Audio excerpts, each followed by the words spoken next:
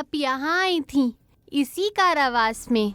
नहीं पुत्र, तुम हमारे शयन कक्ष में आए थे और तुमने मुझे नींद से उठाकर भोजन मांगा था। आपको तो पता है माँ, मैं कभी असत्य नहीं बोलता। महारानी भी सत्य कह रही हैं और तुम भी। श्री विष्णु चाहे तो क्या नहीं हो सकता पिताजी। मेरी भूख मिटाने के लिए जरूर उन्होंने ही कुछ चमत्कार किया होगा।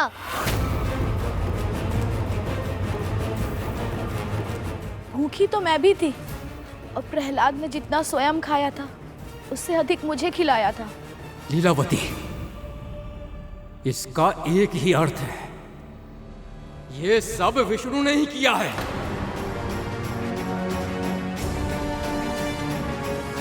मेरे ही विरुद्ध मेरे ही परिवार का उपयोग कर रहा है वो। उसे क्या लगता है पुत्र मोह में पिघल जाऊंगा मैं, उसकी भक्ति स्वीकार कर लूंगा? ऐसा कभी नहीं होगा। विष्णु का नाम जपने वाले को ही मरना होगा, चाहे वो मेरा पुत्र ही क्यों ना हो। नहीं,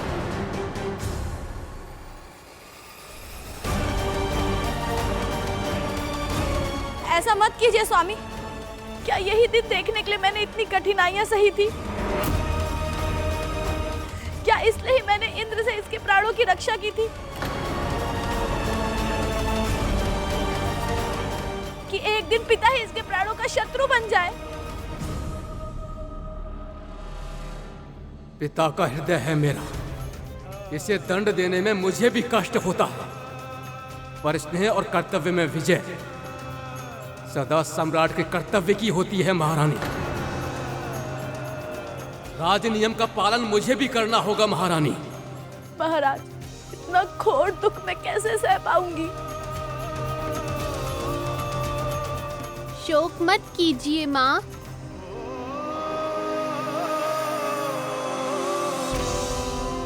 पुत्र, तुम बालक हो, तुम्हें तो यह भी ज्ञात नहीं होगा कि मृत्यु होती क्या है, अन्यथा तुम ऐसी बातें नहीं करते। मृत्यु तो शाश्वत सत्य है माँ, सभी को मिलनी है। और वैसे भी मैं सौभाग्यशाली हूँ कि मुझे जन्म के बंधन से इतनी शीघ्र मुक्ति मिल रही है। पिताजी मुझे दंड नहीं, उपहार दे रहे हैं माँ। बस एक ही प्रार्थना है, भवसागर से तरकर अब सीधे प्रभु श्री विष्णु के लोक वैकुंठ धाम जाऊं।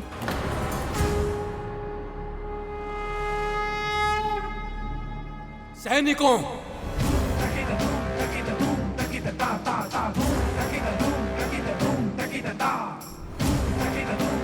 ले जाओ इसे, पितृदोषी कुलघाती असुर वंश के अपराधी को, और ले जाकर विक्षिप्त राज के पांव में पटक दो।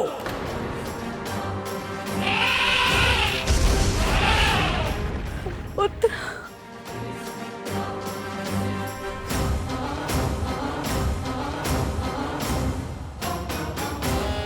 महारानी चलिए।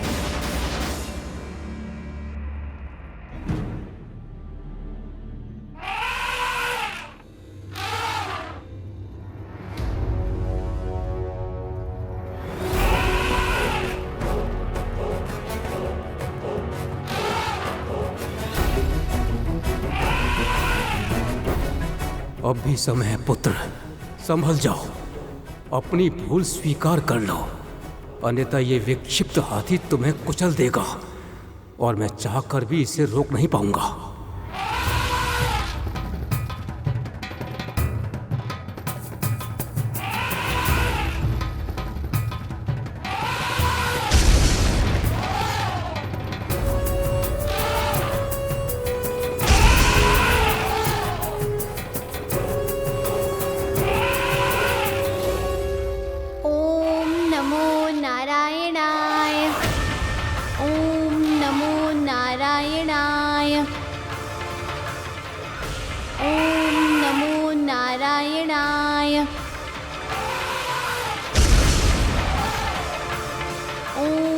नमो नारायणाय।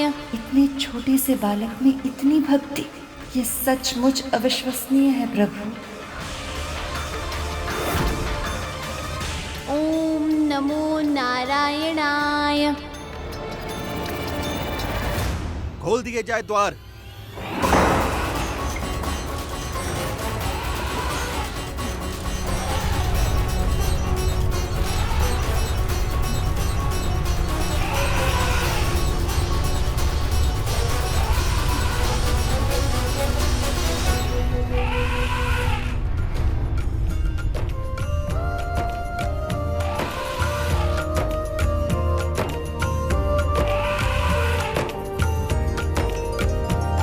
कल्याण सभी का करते हैं,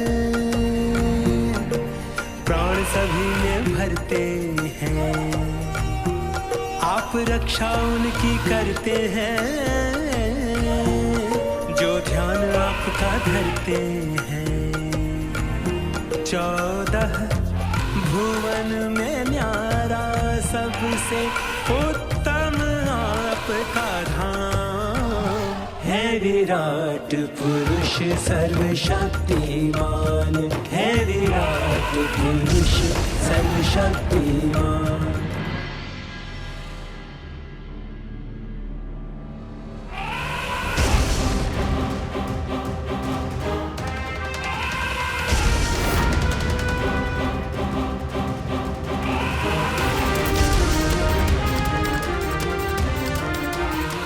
असहनीय है ये पीड़ा। हे प्रभु, रक्षा कीजिए, रक्षा कीजिए मेरे पुत्र की।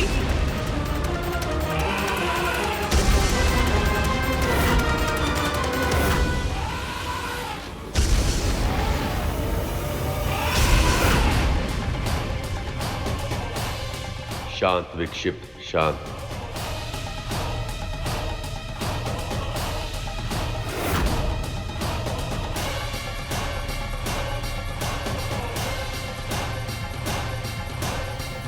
ये विक्षिप्त अचानक से शांत क्यों हो गया?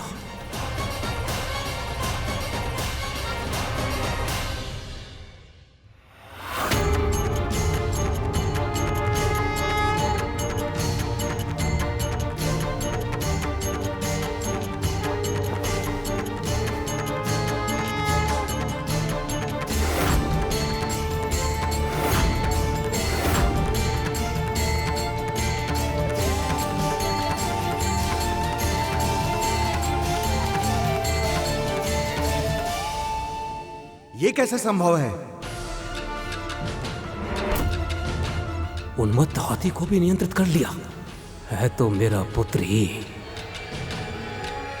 राजकुमार प्रहलाद की जय, राजकुमार प्रहलाद की जय, राजकुमार प्रहलाद की जय, राजकुमार प्रहलाद की जय, राजकुमार प्रहलाद की जय। मैंने कुछ नहीं किया, ये सब तो श्री नारायण की कृपा है। जय जयकार करना है तो उन्हीं का करो, मेरे प्रभु का, मेरे प्रभु नारायण का। ओम नमो नारायणाय, ओम नमो नारायणाय, ओम नमो नारायणाय, ओम नमो नारायणाय।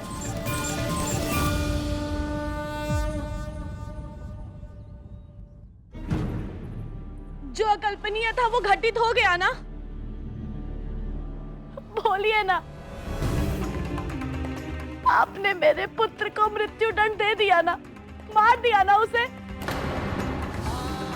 मेरी कोख उजाड़ दी ना। बोलिए ना, अब आप कुछ बोलते क्यों नहीं? माँ,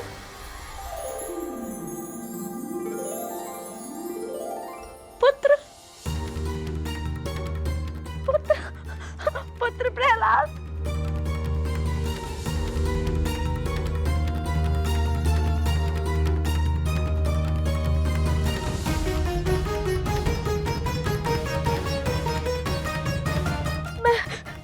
मैं जानती थी आप असुर वंश के इस अंकुर को कुछ नहीं होने देंगे। आप कितने भी क्रोधित हो जाए, पिता है, रक्षा तो करेंगे ही ना। अभी कुछ क्षण पहले तो आप मुझे अपने पुत्र का हत्यारा समझ रही थी, अब कह रहे हैं कि आपको विश्वास था कि मैं उसकी रक्षा करूंगा। विक्षिप्त राजसी हाथी था। वर्षों तक उसने प्रणाम किया है मुझे, माला पहनाई है मुझे। राजकुमार को बाल अवस्था से मेरे साथ देखा है, इसीलिए उसकी स्वामी भक्ति जाग गई। इसलिए उसने कुचलने के स्थान पर इसे प्रणाम कर दिया। पिताजी सत्य कह रहे हैं माँ। मेरी रक्षा इन्होंने नहीं, मेरे श्री नारायण ने की। ये क्या कह रहे हो प्रहलाद? बस करो, अपने पिताजी को और क्रोधित मत करो। इनके शत्रु का नाम लेकर खुद पे कड़ाई करने के लिए और दंड देने के लिए विवश मत करो। क्या तुम्हें मेरे आंखों में अश्रु देख प्रसन्नता होती है क्या? मैं आपको दुखी नहीं करना चाहता माँ, बल्कि मैं तो आपको अपने प्रभु के चरणों में ले जाना चाहता हूँ, जहाँ केवल और केवल सुख है, अथाह शांति है। सैनिक!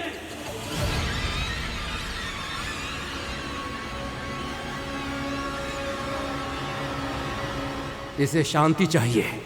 मैंने सुना है काल कोठरी में बहुत शांति होती है।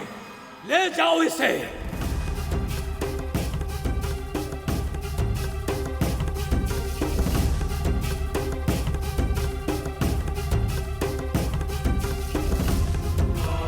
पिता और पुत्र के बीच निरंतर बढ़ती हुई इन दूरियों को मैं कैसे पाट पाऊंगी और कब?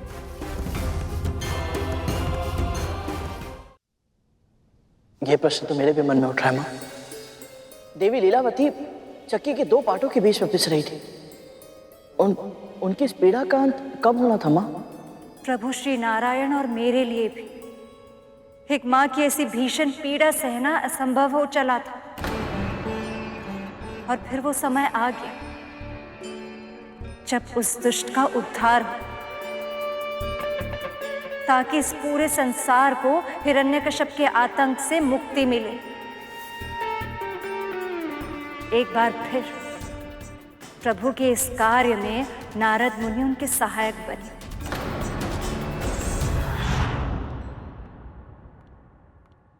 ओम नमो हिरण्याय।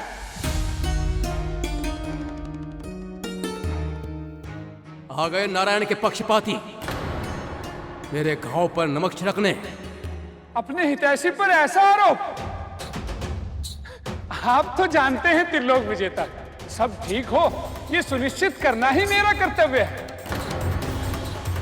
किंतु आपकी हिरण्य नगरी में, आपके मन मस्तिष्क में चिंता के जो बादल उमड़ आए हैं, उनका आभास है मुझे।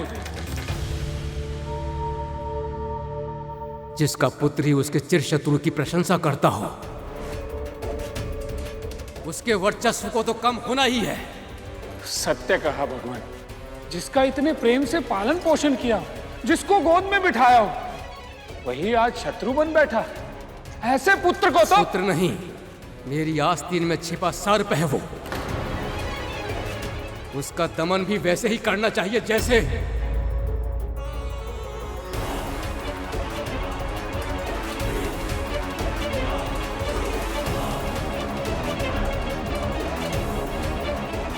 नारद मुनि, भले ही तुम विष्णु के पक्षपाती हो, पर जब भी आते हो मेरी समस्या का समाधान दे ही जाते हो। धन्यवाद। अब आपकी सेवा में सदैव उपस्थित हूं। ओम नमो हिरण्याय। ओम नमो हिरण्याय। ओम नमो हिरण्याय। ओम नमो हिरण्याय। ओम नमो नारायणाय। ओम नमो नारायणाय। ओम नमो नारायणाय। ओम नमो नारायणाय। ओम नमो नारायणाय। ओम नमो नारायणाय। ओम नमो नारायणाय। ओम नमो नारायणाय। ओम नमो नारायणाय।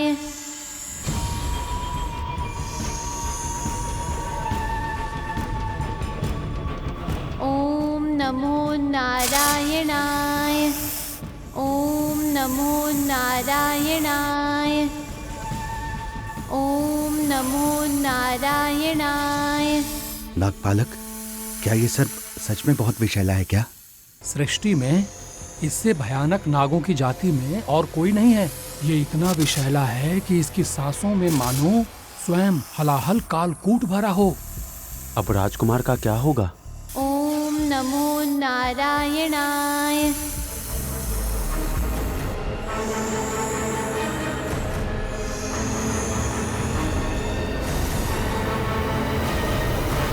ओम नमो नारायणाय।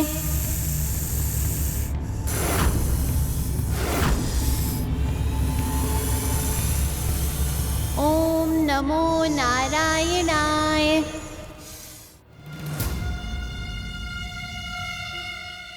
हे नाग देवता, आप मेरे प्रभु विष्णु का आशीर्वाद बनकर आए हैं।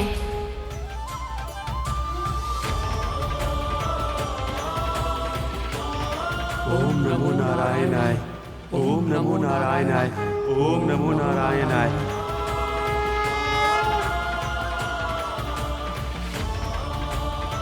ओम नमो नारायणाय।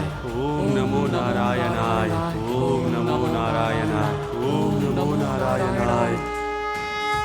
असत्य कह रहे हो तुम। इतना भयानक विषधार अपनी सहज प्रवृत्ति छोड़कर प्रहलाद को डसने के स्थान पर शिव शंकर की तरह उसके कंठ में सुशोभित हो जाए, ये कैसे संभव है? क्षमा कीजिए महाराज, ये तो हमें भी नहीं पता कि ये कैसे संभव हुआ। किंतु इतना तो निश्चित है महाराज, राजकुमार अवश्य चमत्कारी हैं, अन्यथा हमारे इतने दंड देने के प्रयास असफल कैसे होते? ओम नमो नारायणाय।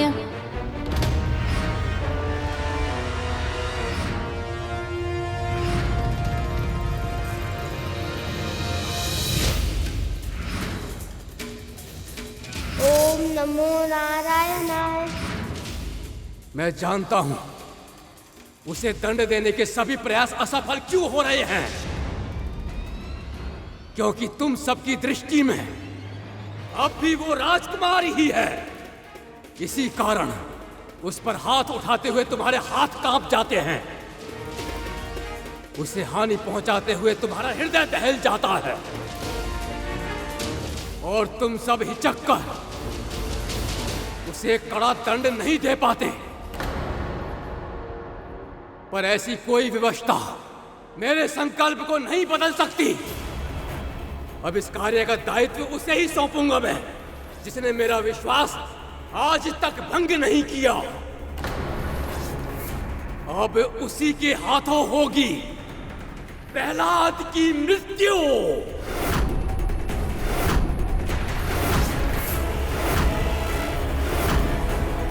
हे प्रभु, मेरा जी विचलित हो रहा है, ये सोचकर कि अब ये क्या कुकर्म करेगा ये दुष्ट असुर इस नन्हे से बालक के साथ।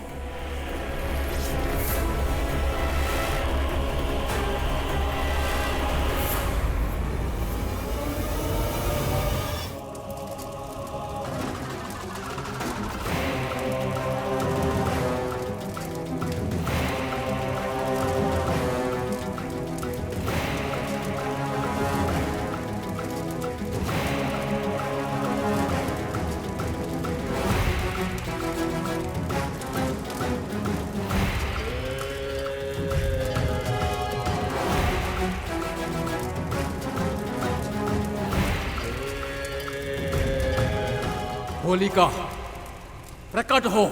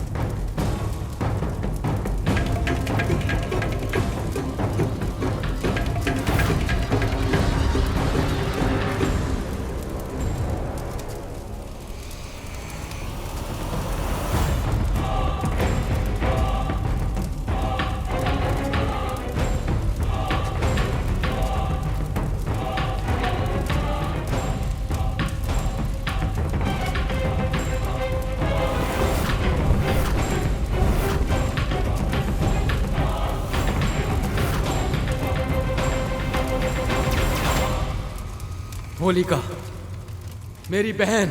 भैया, इतने समय बाद बहन की स्मृति आई, अवश्य ही कोई विशेष कारण होगा, है ना? अपने तुशाले की सहायता से मेरे शत्रु को मृत्यु देनी है तुम्हें बहना। आप जैसे महान त्रिभुवन विजेता असुर सम्राट को मेरी और इस दुशैले की आवश्यकता का आभास करा दिया। इतना शक्तिशाली कौन उत्पन्न हो गया इस ब्रह्मांड में? वही जिसे असुर वंश का अंकुर समझकर अपने हृदय से लगाया, कुल दीपक समझकर आंखों में बसाया। मेरा अपना रक्त, मेरा पुत्र प्रहलाद। भैया, ऐसा क्या किया उसने कि आप उसे इतना कठोर दंड देने के लिए विवश हो गए?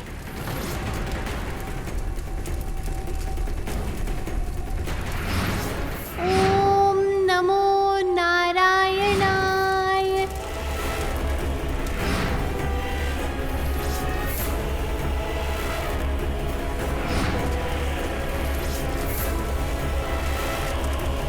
ओम नमो नारायणाय।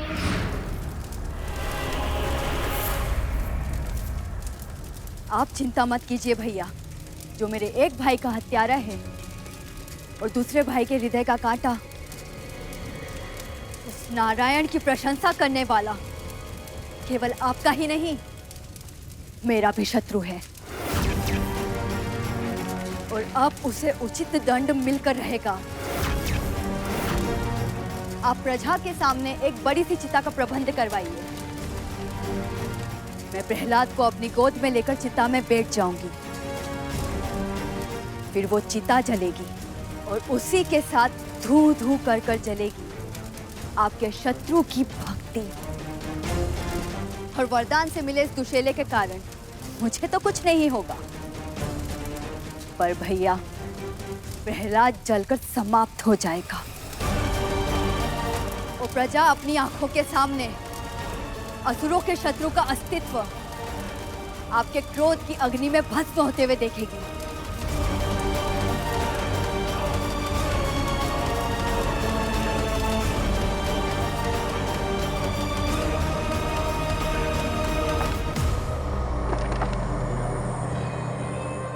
इतने निर्दयी कैसे हो सकते हैं आप स्वामी?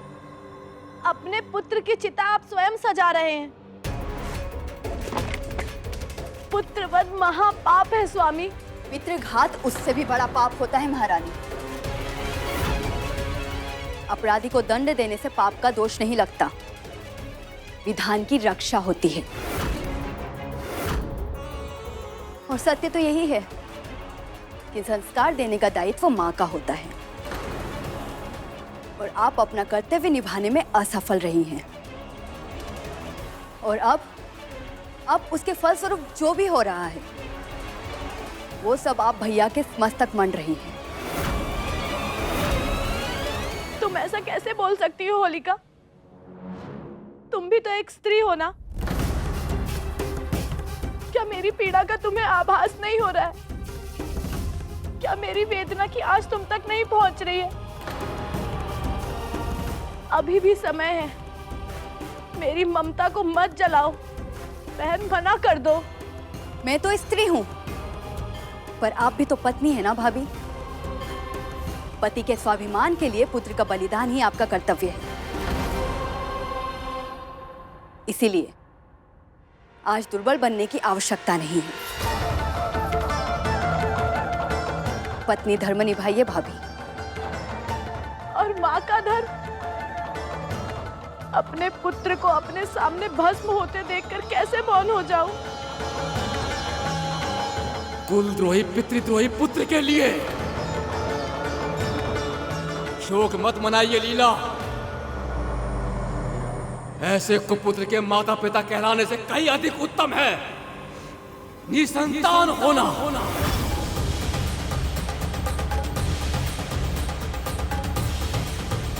स्वामी, स्वामी!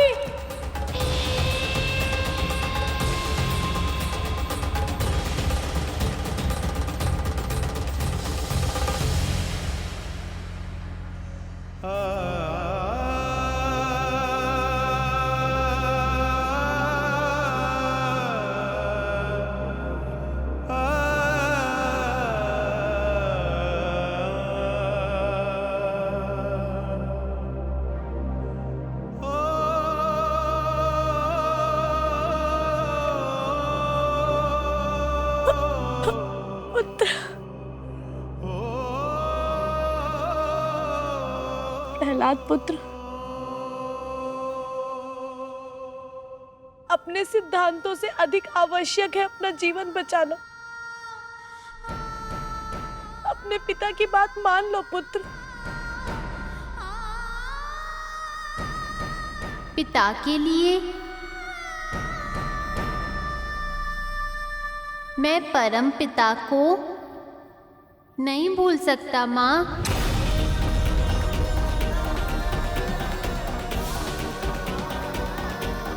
पर आप चिंता मत कीजिए, श्री नारायण मुझे कुछ होने नहीं देंगे। मुझे पूरा विश्वास है। अग्नि के ताप को भी जलधारा के समान शीतल बना देंगे वो। चलिए बुआ जी, मैं तैयार हूँ।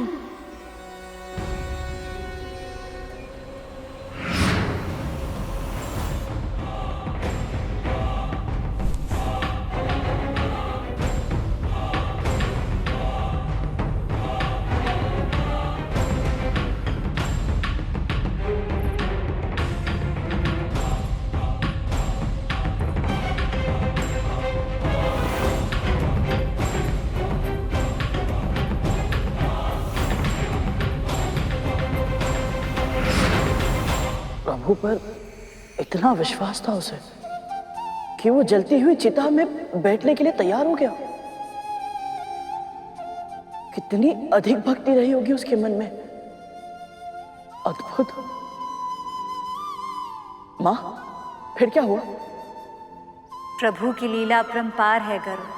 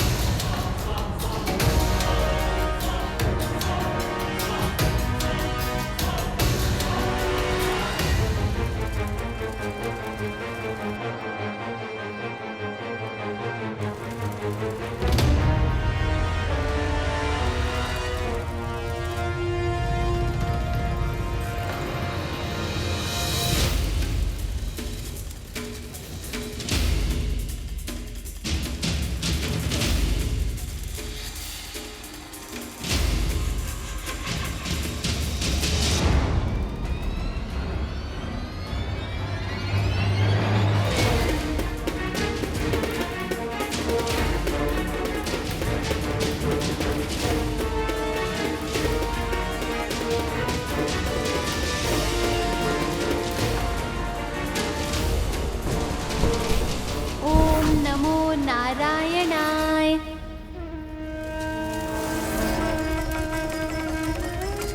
ओम नमो नारायणाय।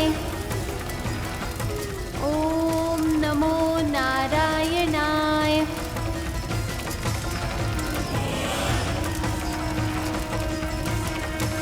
ओम नमो नारायणाय। ओम नमो नारायणाय।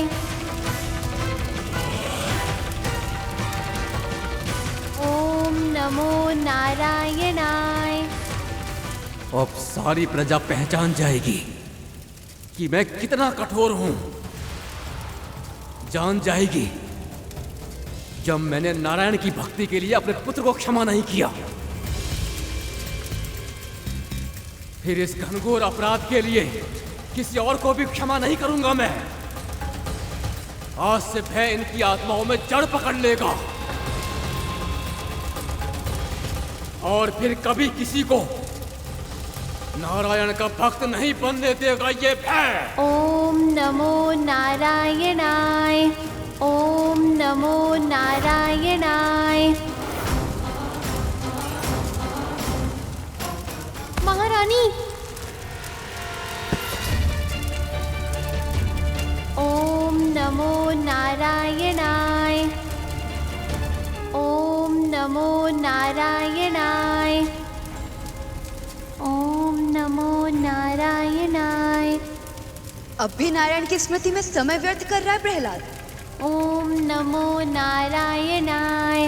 पर अब अधिक समय नहीं कर पाएगा। शीघ्र ही जलकर भस्म हो जाएगा तू। ओम नमो नारायणाय। ओम नमो नारायणाय। ओम नमो नारायणाय। ओम नमो नारायणाय। ओम नमो नारायणाय।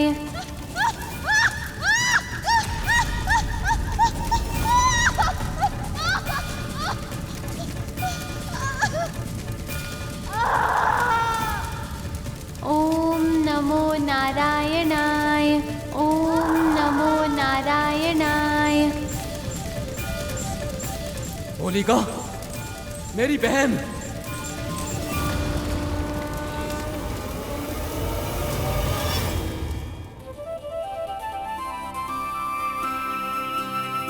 ओम नमो नारायणाय।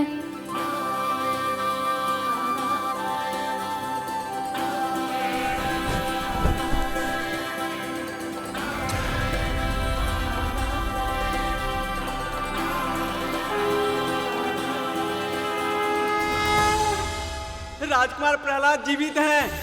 अरे ये तो चमत्कार हो गया। राजकुमार प्रहलाद तो अग्नि में जलकर भी जीवित हैं। राजकुमार प्रहलाद की जय! भक्त प्रहलाद की जय! राजकुमार प्रहलाद की जय! भक्त प्रहलाद की जय!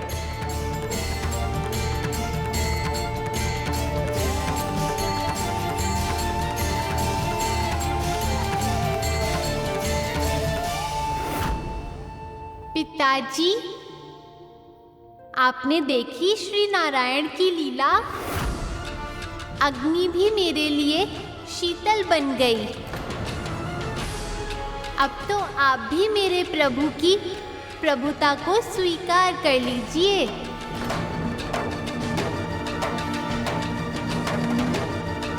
ओम नमो नारायणाय। ओम नमो नारायणाय। ओम नमो नारायणाय। ओम नमो नारायणाय। ओम नमो नारायणाय।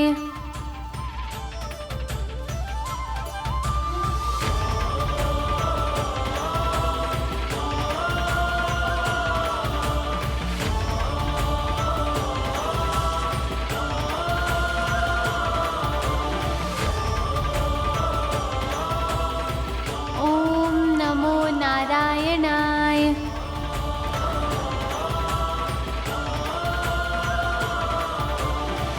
महारानी, आप चैतन्य होइए।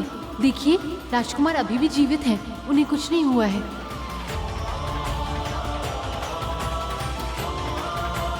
ओम नमो नारायणाय।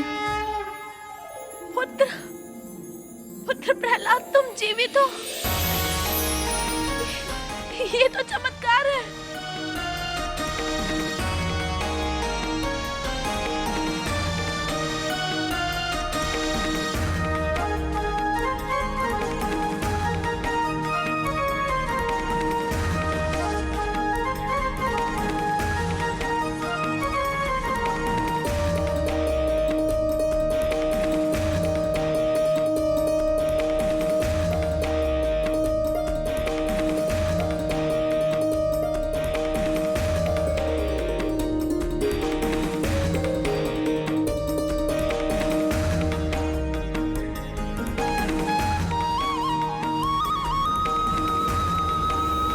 महारानी,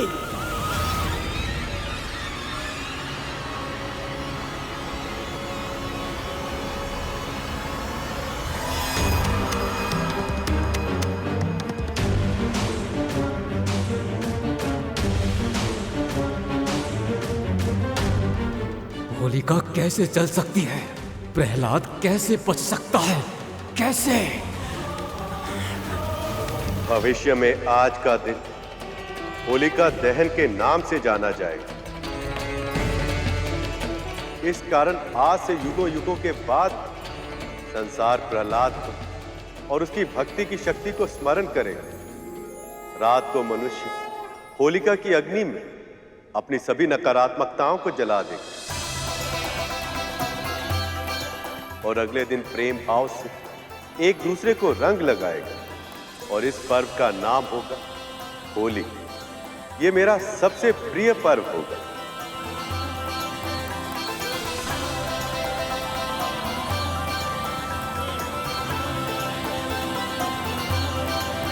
अपनी आंखों के सामने इतना बड़ा चमत्कार देखकर, अपनी ही बहन को मृत देखकर भी हिरण्यकश्यप को समझ नहीं आया मां कि जिन प्रभु को वो नकार रहा है वास्तविकता में उनसे बड़ा कोई है ही नहीं। वो प्रभु की शक्ति को स्वीकार ही नहीं करना चाहता था। उसके मन में शत्रुता इतनी बढ़ गई थी कि वो अपनी तुच्छता को सबसे बड़ा मानने लगा था। और वैसे भी अभिमान और वैर के सामने उसे प्रभु की शक्ति दिखाई देती भी तो कैसे।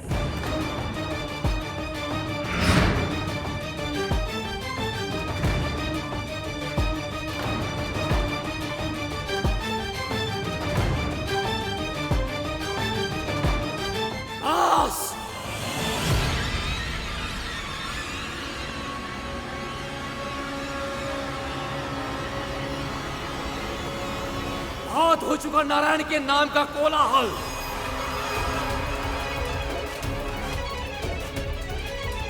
अब यदि किसी ने भी ये कर्कश नाम लिया तो इसी क्षण उसका शीश उसके धड़ से अलग करवा दूंगा मैं।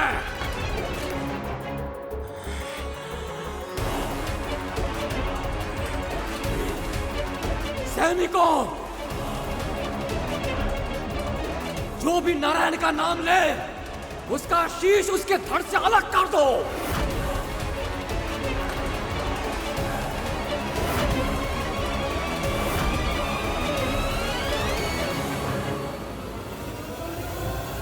विनाश काले विपरीत बुद्धि। इस मूर्ख को अभी भी ज्ञात नहीं हुआ है कि स्वयं नारायण में ही समस्त सृष्टि बसती है। तो फिर इस सृष्टि से उनका ही अस्तित्व समाप्त करना संभव ही नहीं है। अब प्रहलाद की मृत्यु मैं स्वयं सुनिश्चित करूंगा।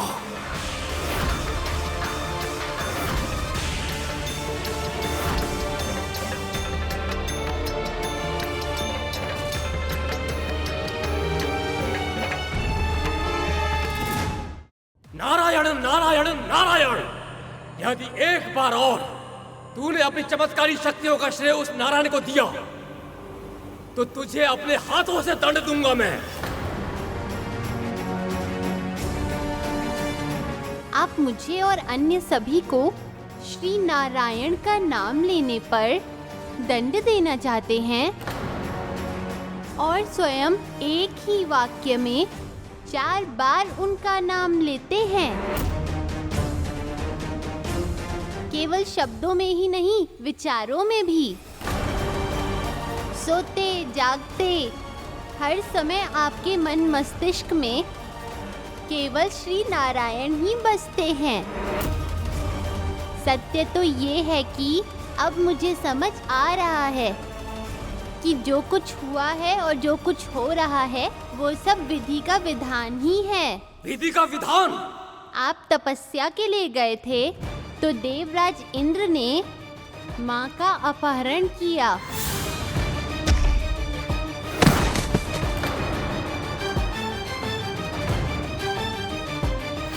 फिर मुनिवर नारद इनकी और मेरी रक्षा करने के लिए इन्हें अपने आश्रम ले गए। मेरे जन्म से पहले ही उन्होंने मेरे मन में श्री नारायण की भक्ति की लौ जला दी। जो विश्व रूप, जो उत्पत्ति, स्थिति और संहार के कारक, जो सृष्टि के अधिष्ठाता है, उन जगदीश्वर अजन्मे अक्षय अव्यय भगवान विष्णु को नमस्कार।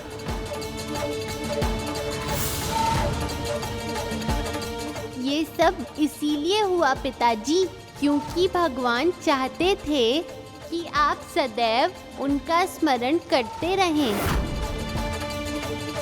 ऐसा तो मैंने कभी सोचा ही नहीं। क्या ये सत्य है पुत्र? बस!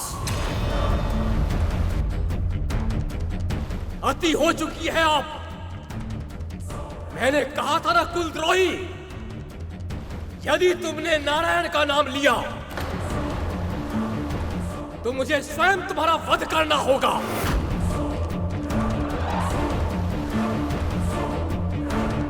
पर तूने मेरी आज्ञा ना मानकर तूने मुझे विवश किया है, तो यही सही, आज ही होगी तेरी मृत्यु और सबके सामने होगी।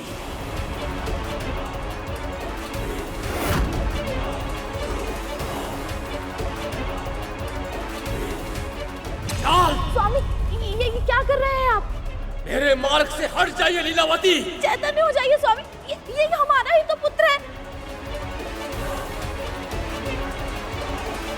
नहीं, ये मेरा शत्रु है।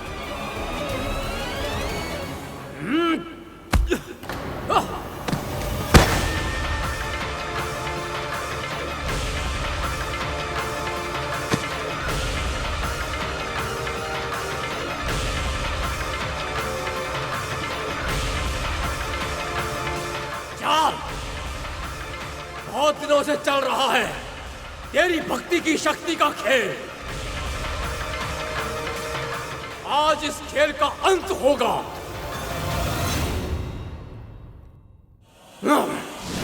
देखता हूं आज मेरी गदा के वार से तेरे प्राणों की रक्षा कौन करेगा।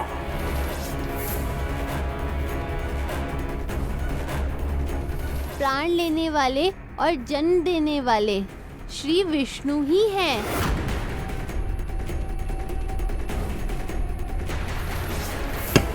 फिर उसी नारायण के नाम का जाप। कहां है तेरा नारायण? बुला उसे। आज तेरे साथ साथ उसको भी मार डालूंगा मैं।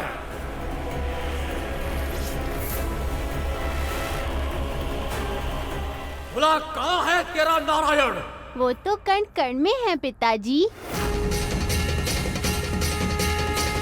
आपके भीतर, मेरे भीतर, यहाँ तक कि हर निर्जीव वस्तु में भी श्री नारायण ही हैं। अच्छा, कण कण में है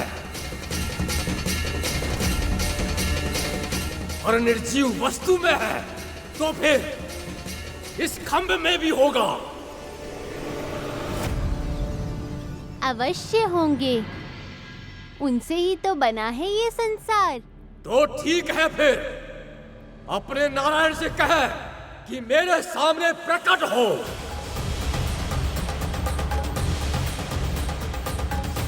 क्या हुआ? भयभीत हो गया? पुकार उसे, बुला।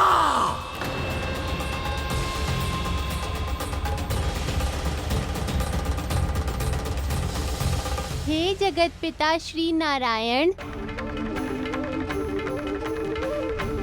हे श्री विष्णु, मुझ सेवक की प्रार्थना सुनिए प्रभु। कृपया अपने आप को प्रकट करके मेरे पिताजी को दर्शन दीजिए।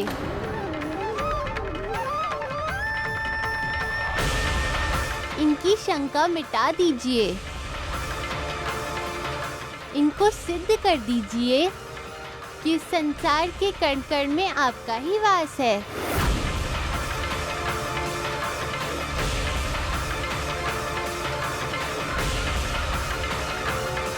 प्रभु, हिरण्यकश्यप के पापों का घट भरा हो या ना भरा, आपको अपने भक्त की रक्षा के लिए जाना ही होगा।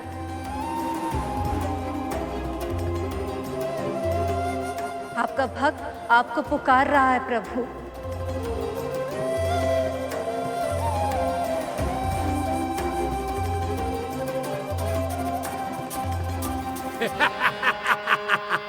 कहां रह गया तेरा नारायण?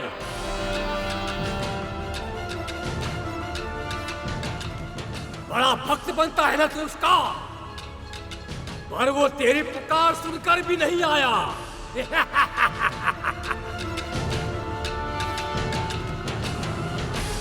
जानता है क्यों? क्योंकि उसको मुझसे भय लगता है। इसलिए तो मुझसे छिप कर रहता है वो।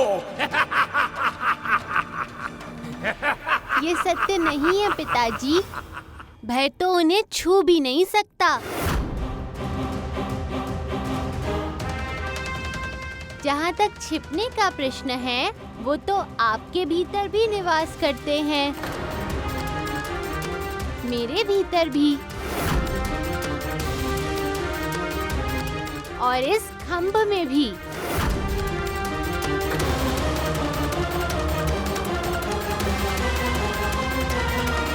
तेरे मन में तो वो कभी था ही नहीं। अब तेरे मन से खींचकर बाहर निकालूंगा उसे, और उससे पहले उसे उस खंभे से बाहर निकालूंगा मैं।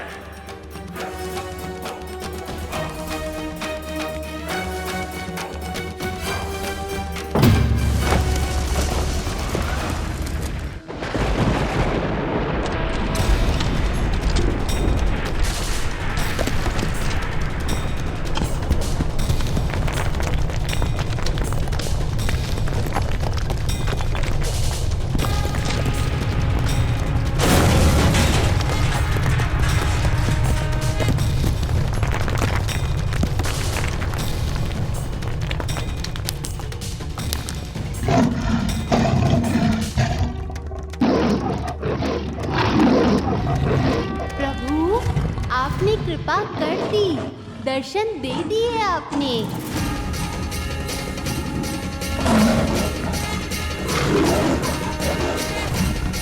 भक्त के लिए आपने अवतार ले ही लिया प्रभु। आप धन्य है, धन्य है आप।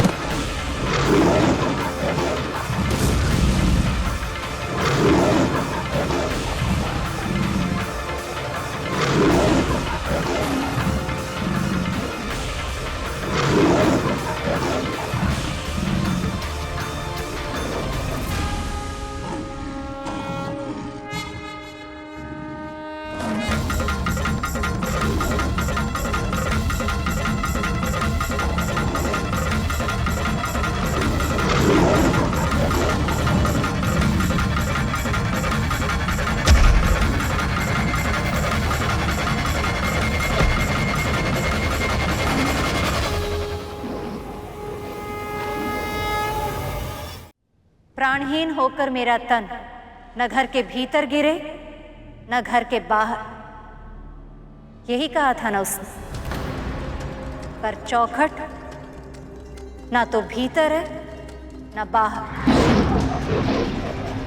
मेरा काल मुझ तक ना तो दिन में पहुंच पाए और ना ही रात में। पर ये तो संध्या काल है, दिन और रात के मध्य का समय है।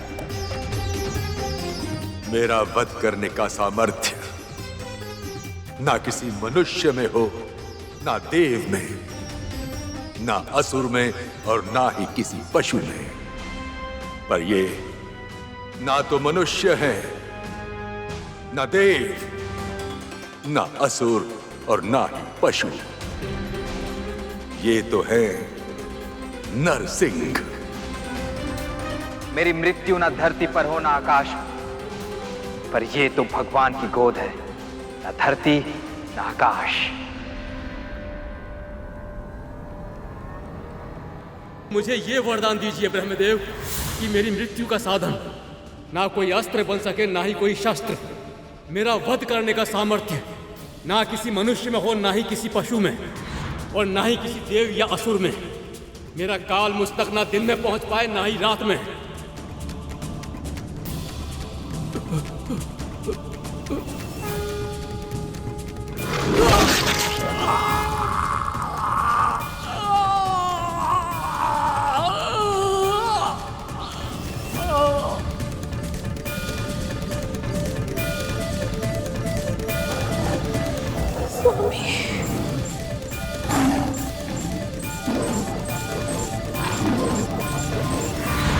मेरी मृत्यु ना तो किसी अस्त्र से हो पाए, ना किसी शस्त्र से, पर सिंहनख ना तो अस्त्र है ना शस्त्र। प्रभु ने इन सब शर्तों को मानकर भी उसका अंत कर दिया।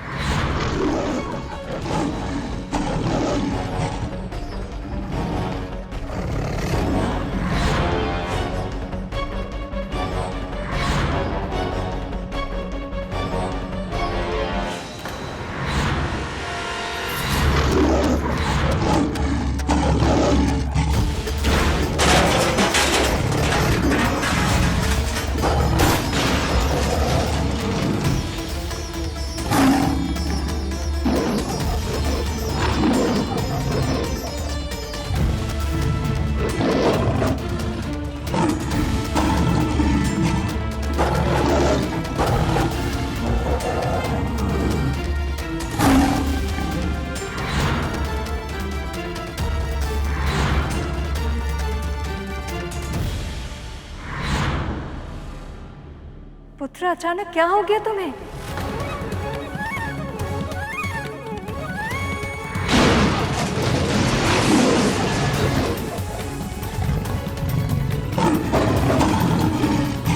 प्रहलाद,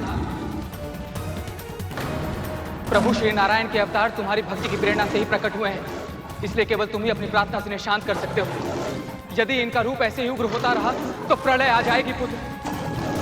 संसार की रक्षा के लिए इन्हें शांत करो, इन्हें शांत करो प्रहलाद। जाओ पुत्र जाओ।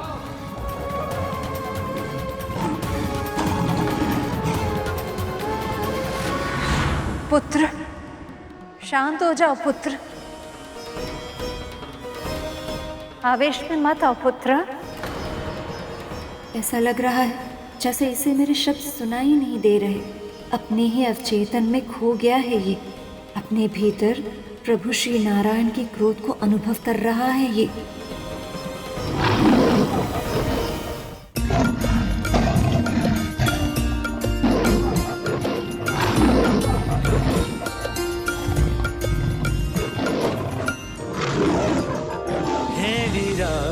पुरुष सर्वशक्तिमान है, विराट पुरुष सर्वशक्तिमान है। जनार्दन विष्णु महान है, जनार्दन विष्णु महान। आपको मेरा प्रणाम, आपको मेरा प्रणाम, बारंबार विनीत प्रणाम है। विराट पुरुष सर्वशक्तिमान है, विराट पुरुष सर्वशक्तिमान।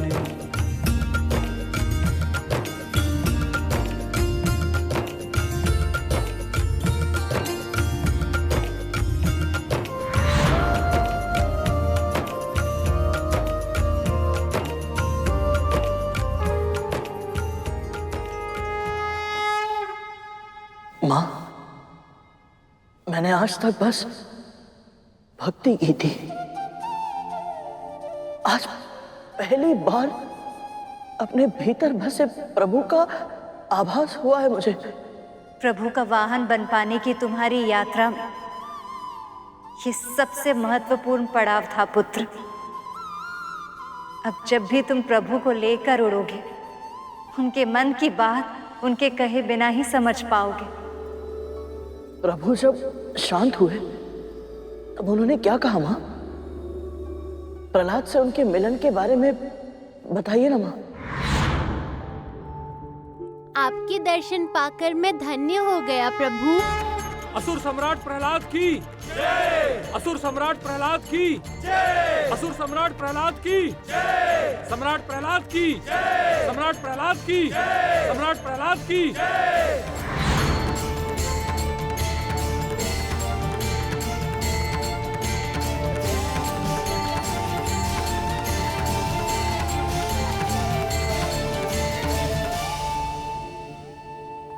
मुनिवर नारद, माँ लक्ष्मी, प्रणाम।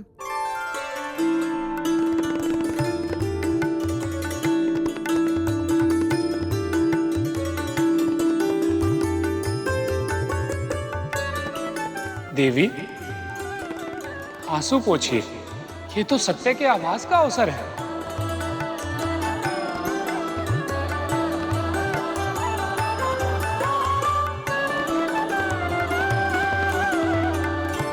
दुखी मत हो पुत्री, ये तुम्हारी पति की इच्छा थी। पिछले जन्म में वो प्रभु की बहुत बड़े भक्त थे, किंतु एक श्राप के कारण इस रूप में यहाँ जन्म लिया। शीघ्र ही उन्हें प्रभु के चरणों में वैकुंठ लोक में स्थान मिलेगा, और ये सब केवल तुम्हारे पुत्र के कारण संभव हुआ है। उसके इस अतुलनीय भक्ति के कारण हुआ ये सब।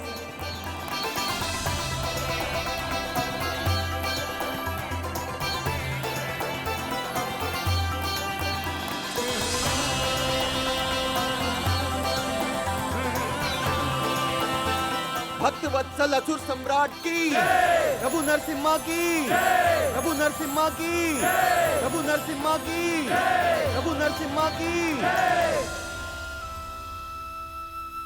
आपने बहुत अच्छी कथा सुनाई माँ, मन प्रसन्न हो गया। जब एक अवतार की कथा ने मन को मुग्ध कर दिया, तो अन्य अवतारों के बारे में जानना कितना रोचक होगा। मुझे सभी अवतारों के बारे में बताइए ना माँ। निकट भविष्य में असुरराज बलि तीनों लोगों पर नियंत्रण प्राप्त करना चाहेंगे, तो प्रभु वामन अवतार लेंगे। उसके बाद जब पृथ्वी के राजा महाराजा अधर्म के मार्ग को अपना लेंगे, तब उन अधर्मी क्षत्रियों के अधर्म का अंत करने हेतु प्रभु महर्षि परशुराम के रूप में अवतार लेंगे। फिर अपने 7वें अवतार में प्रभु श्री राम के रूप में न केवल असुरों का अंत करेंगे, बल्कि समाज के समक्ष मर्यादापूर्ण जीवन जीने का परिमाण प्रस्तुत करके मर्यादा पुरुषोत्तम कहलाएंगे। पर जब द्वापर युग आएगा, तो प्रभु 16 कलाओं में प्रवीण श्री कृष्ण के रूप में अवतार लेंगे। फिर कलयुग के आरंभ में प्रभु बुद्धा के रूप में अवतार लेकर सृष्टि को अहिंसा और द्वेष मुक्त जीवन जीने का पाठ सिखाएंगे। और 10वें अवतार माँ, वो कैसे होंगे?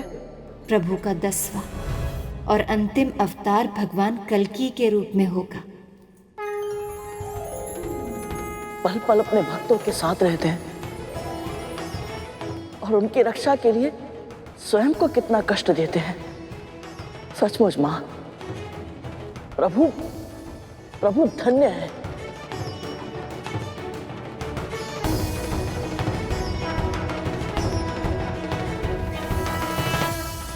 प्रभु कितना शुद्ध हृदय है गरुड़ का।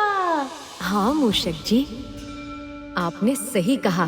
गरुड़ का हृदय बिल्कुल शुद्ध एवं कोमल है। प्रभु क्या अभी भी गरुड़ श्री विष्णु का वाहन बनने योग्य नहीं बना है? मूषक जी, सर्वप्रथम गरुड़ ने सागर मंथन में अति महत्वपूर्ण भूमिका निभाकर मामा श्री और मामी श्री का पुनर्मिलन कराया। तत्पश्चात उसने अपनी माँ देवी विंता को अपनी ही बड़ी माँ देवी कद्रू के दास्ता से मुक्त कराकर सृष्टि का सर्वश्रेष्ठ मातृ भक्त कहलाया। विंता और उसके पुत्र गरुड़ को अपनी दास्ता के बंधन से मुक्त करती हूँ। और फिर नवरात्रि के 9 व्रत रखकर उसने देवी आदि शक्ति से भी आशीर्वाद अर्जित किया है। शक्ति के इस परिचय के बाद अब तुम अपने आराध्य विष्णु के भार को वहन करने की क्षमता प्राप्त कर पाओगे। हाँ प्रभु, और तो और अब वो अपने भीतर अपने स्वामी प्रभु विष्णु का भी आभास कर पाता है। सही कहा आपने मूषक जी। इसीलिए अब वो पूर्ण रूप से मामा श्री का वाहन बनने योग्य बन गया है। किंतु हर लीला के घटित होने हेतु उचित अवसर का आना अति आवश्यक है। बेचारा गरुड़, न जाने कब आएगा वो अवसर जब उसकी अपने स्वामी का वाहन बनने की इच्छा पूर्ण हो पाएगी। देवराज, पृथ्वी पर बिताए 9 दिन जो आनंद देते हैं, उसका वर्णन कर पाना भी असंभव है देवराज। सत्य कहा आपने प्रभु। पृथ्वी वो स्थान है जहाँ यदि मनुष्य चाहे तो वो अपने पुरुषार्थ से सब कुछ प्राप्त कर सकता है, पर कठिन से कठिन परिस्थितियों में अपने प्रभु को न भूलकर उनका नाम लेते रहना ही उनके उद्धार का सबसे छोटा और सर्वश्रेष्ठ मार्ग है। निसंदेह माँ, निसंदेह। प्रभु के बारे में माँ से जितना भी जाना है, उससे ये तो स्पष्ट है कि हर लीला से पहले उसके हो पाने के लिए आवश्यक परिस्थिति उत्पन्न अवश्य होती है। कोई ना कोई घटना माध्यम बनती है। तो फिर मेरे प्रभु का वाहन बनने के लिए आवश्यक परिस्थिति कहाँ और कैसे उत्पन्न होगी और कब?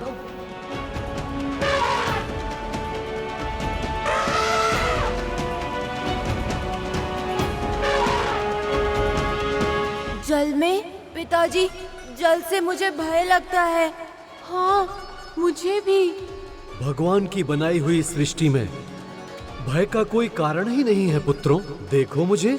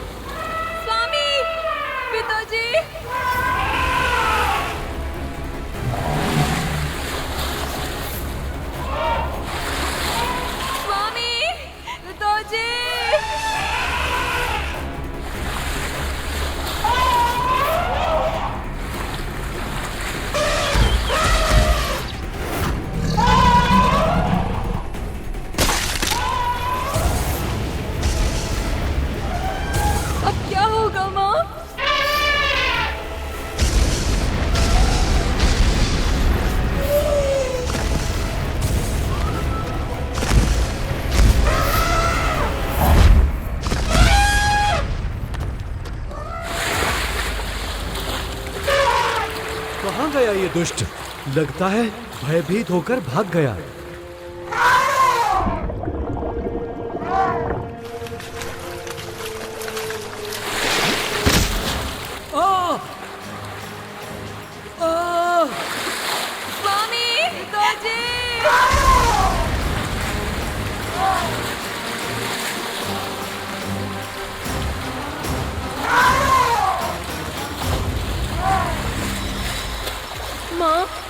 पिताजी को कुछ होगा तो नहीं?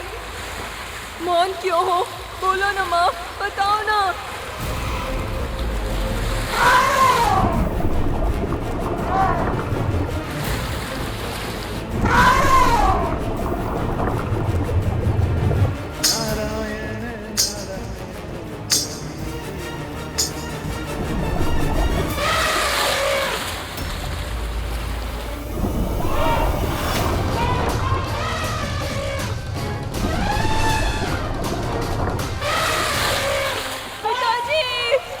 ये हाथी सहायता के लिए क्यों नहीं पुकार रहा है प्रभु को?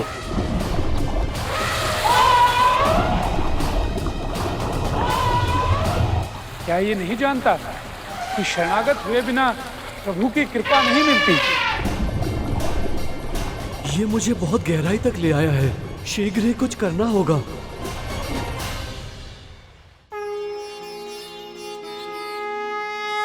और कब तक प्रतीक्षा करनी होगी मुझे?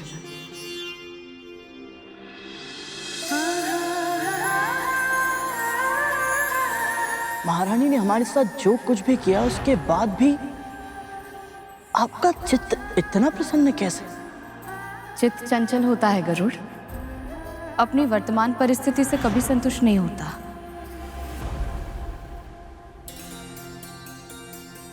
जो मेरे प्रभु की इच्छा है अब वही मेरी भी इच्छा है।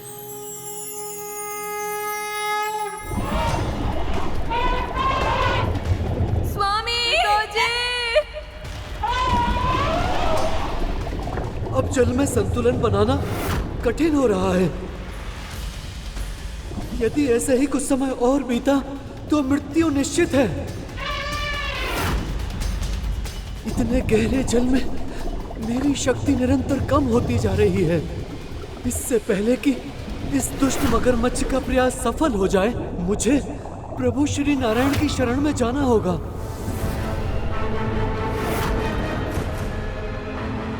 हे प्रभु, आप ही से ये सृष्टि है, आप ही इसके पालनहार हैं। मेरे परिवार को मेरी आवश्यकता है प्रभु। स्वामी आप सर्वशक्तिमान हैं, मेरी गुहार सुन लीजिए। मेरी रक्षा कीजिए प्रभु, मेरी रक्षा कीजिए। मेरी गुहार सुन लीजिए प्रभु, मेरी रक्षा कीजिए प्रभु, मेरी रक्षा कीजिए। हे धर्म के रक्षक, संत जनों की पीड़ा का नाश करने के लिए सदैव अवतार लेने वाले श्री नारायण, मेरी रक्षा कीजिए। मैं आपकी शरण में हूँ प्रभु, आपको मेरी रक्षा करनी ही होगी। रक्षा कीजिए प्रभु, रक्षा कीजिए। रक्षा कीजिए प्रभु, रक्षा कीजिए। रक्षा कीजिए प्रभु, रक्षा कीजिए। प्रभु, प्रतीत होता है कि वो अवसर आ गया जब गरुड़ अपने स्वामी प्रभु श्री विष्णु का वाहन बनकर अपनी और अपनी माता की इच्छा पूर्ण कर पाएगा और समस्त संसार में वंदनीय बन जाएगा। मामा श्री का वाहन बनना केवल उसकी इच्छा ही नहीं, अपितु उसके जीवन का लक्ष्य भी है। किंतु नियति में जो जो जब जब होना लिखा है वो तब तब ही होता है मूषक जी। और आप तो जानते ही हैं, मामा श्री की लीला तो कभी भी सरल नहीं होती। प्रभु, आपके वचनों से ऐसा प्रतीत होता है कि गरुड़ के मार्ग में पुनः कोई अड़चन आने को है।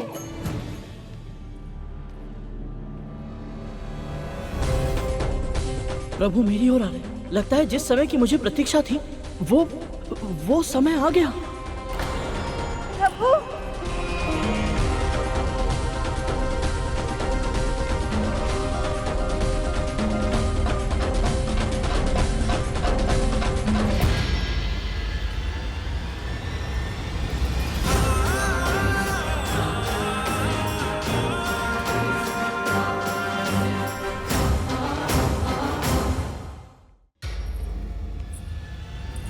इससे पहले कि मेरी सांसों की डोर टूट जाए, मेरी रक्षा कीजिए प्रभु। प्रभु, आप अपने आप को कष्ट क्यों दे रहे हैं? अपने सेवक को सेवा का अवसर दीजिए। अब तो मुझे अपना वाहन बना लीजिए प्रभु।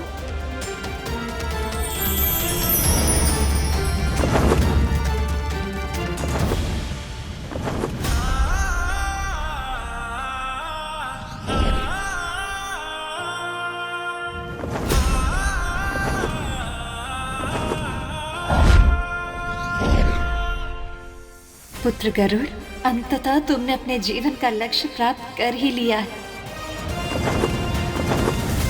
वंदनीय बनो पुत्र, वंदनीय बनो।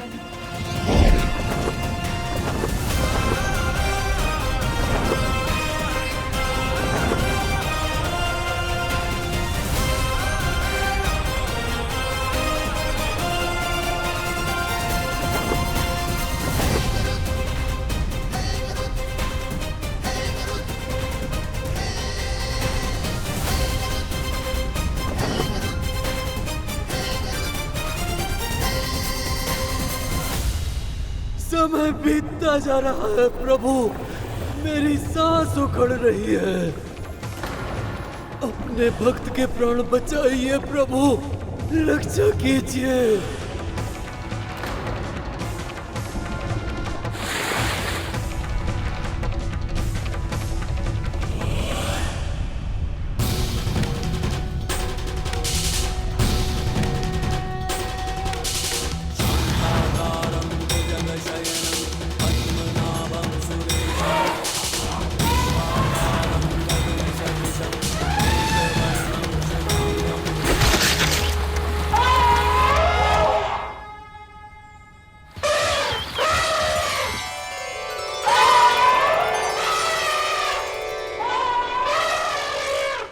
नारायण नारायण। धन्यवाद प्रभु।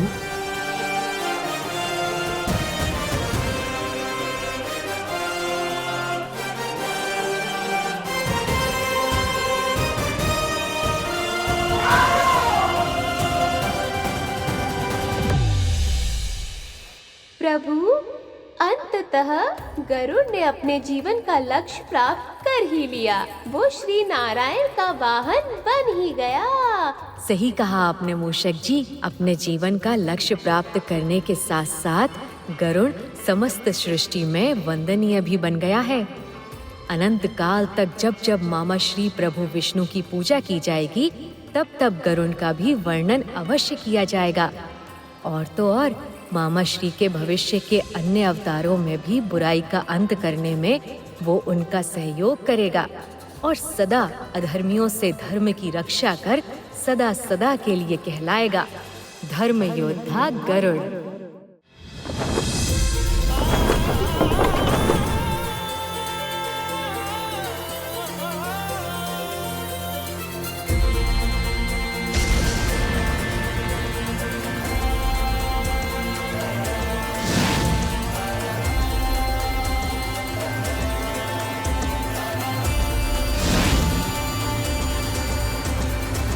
गरुड़, तुमने सिद्धि प्राप्त करके भी धैर्य का परिचय दिया और अपने आप को मेरे लिए पूरी तरह समर्पित कर दिया।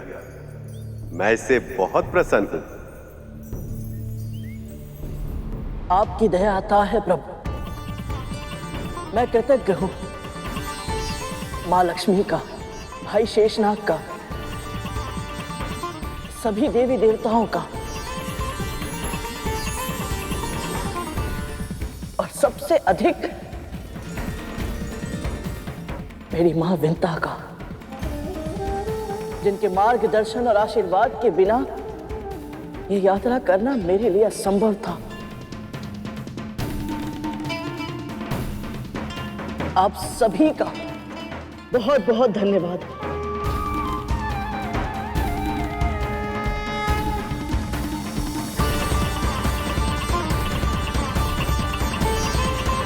मां, प्रभु, आइए अपना आसन ग्रहण कर लीजिए।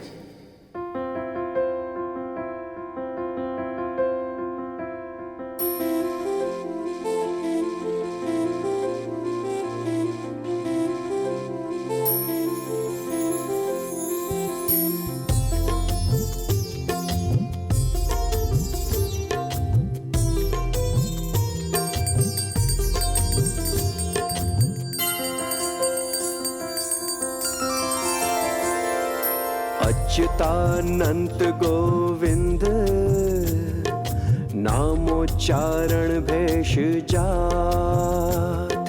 नश्यन्ति सकला रोगा सत्यं सत्यं वदाम्यहम्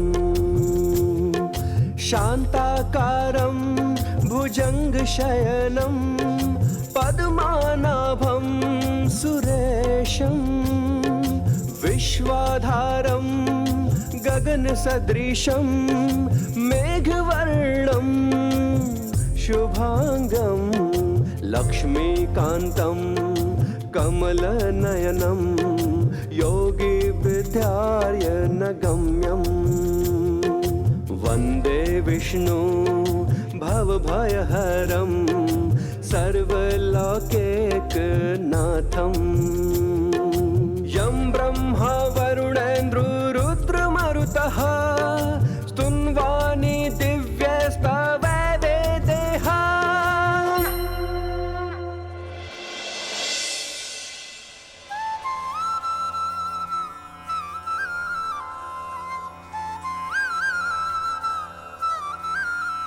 गरुड़, आज तुम केवल मेरे वाहन ही नहीं बने, जिस प्रकार इस घंटी के मधुर स्वर कानों में प्रवेश कर सुख का अनुभव देते हैं, उसी प्रकार तुमने भी मेरे हृदय में प्रवेश कर लिया। इसलिए आज के बाद सदैव मेरे हर मंदिर में घंटी के रूप में तुम ही विराजमान होगे।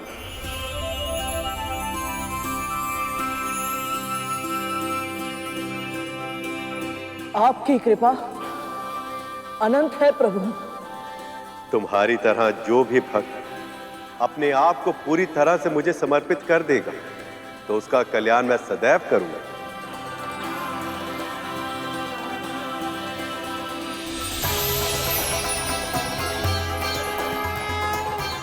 भक्त वत्सल, धर्मपरायण, सर्वशक्तिमान प्रभु श्री नारायण की जय। प्रभु श्री नारायण की जय। प्रभु श्री नारायण की जय। प्रभु श्री नारायण की जय। प्रभु श्री नारायण की जय। प्रभु श्री नारायण की जय। पक्षीराज गरुड़ के साहस भरे कारनामे देखने के लिए चैनल को सब्सक्राइब करें और साथ ही बेल आइकॉन दबाना न भूलें।